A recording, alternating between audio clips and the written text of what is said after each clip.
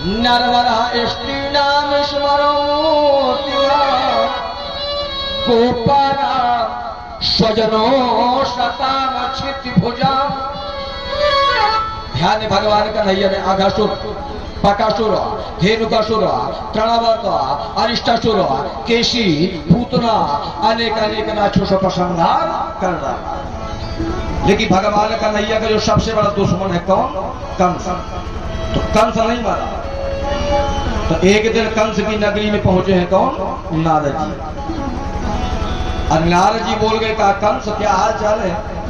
तो कंस चरणों में गिर गया, कहा महाराज सब ठीक है। नारद जी ने कहा कोई नई सूचना? कंस ने कहा महाराज एक नई सूचना है। कहा मेरा जो सबसे बड़ा दुश्मन है देवकी का बेटा कहो या यशोदा का बेटा कृष्ण अभी तक नहीं मारा। तो नारद जी बोल गए कहा कंस मारेगा? कहा कैसे?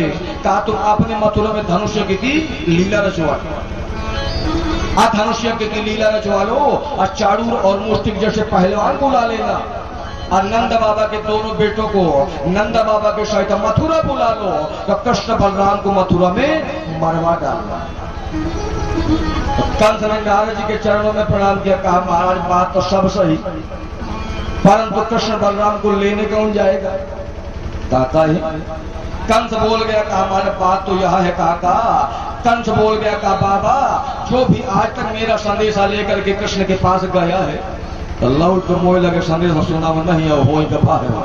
मैंने आघासुर को भेजा, बकासुर को भेजा, तृणावर्त को भेजा, केशी को भेजा, व्योमासुर को भेजा, लेकिन जो भी मेरा संदेशा लेके गया है तो मेरे पास नहीं आया। तो नारद जी बोल गए कहा कंस अभी तक तुमने जितनों को भेजा है क्रूर को भेजा है। अक्रूर माने होता है दुष्ट। अब तुम्हारी मथुरा इनका नाम है अक्रूर। ध्यान क्रूर माने होता है दुष्ट। और दुष्ट को कभी परमात्मा मिलने वाला नहीं है, क्योंकि मानस में तुलसी बाबा ने एक चौपाई में लिखा कि निर्मल मने भगवान के ही मिले, सबका न मिले। अगर भगवान मिलेगा तो निर्मल मने जन सो मोहि पावा।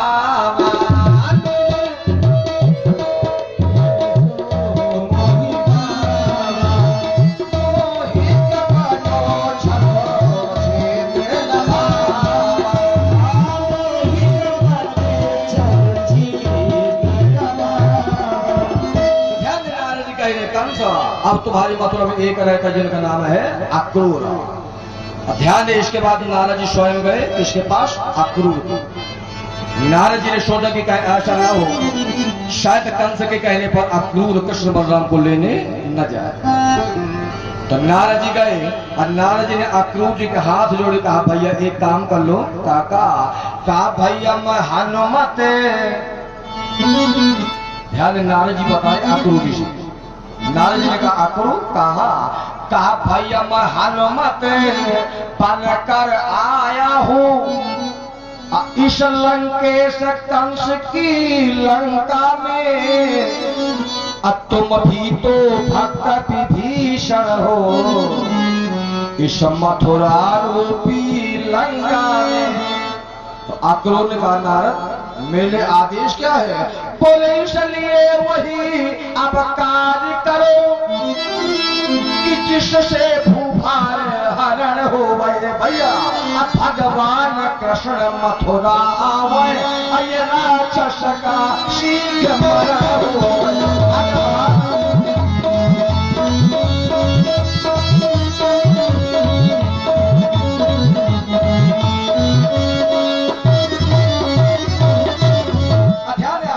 कंस को बुलाया, कंस ने अक्रूर को बुलाया। कंस बोल गया कहा अक्रूर तुम जाओ आनंद गावे नंद बाबा के सहित नंद बाबा के दोनों बेटे कृष्ण बलराम को धनुष्य की लीला देखने मथुरा लिवाला। ध्यान, आज अक्रूर जी महाराज उस पार हुए। आज कृष्ण बलराम को अक्रूर जी महाराज उस पार पहुंचे तो अक्रूर जी रथ से नीचे उतर जाते हैं। क्यों?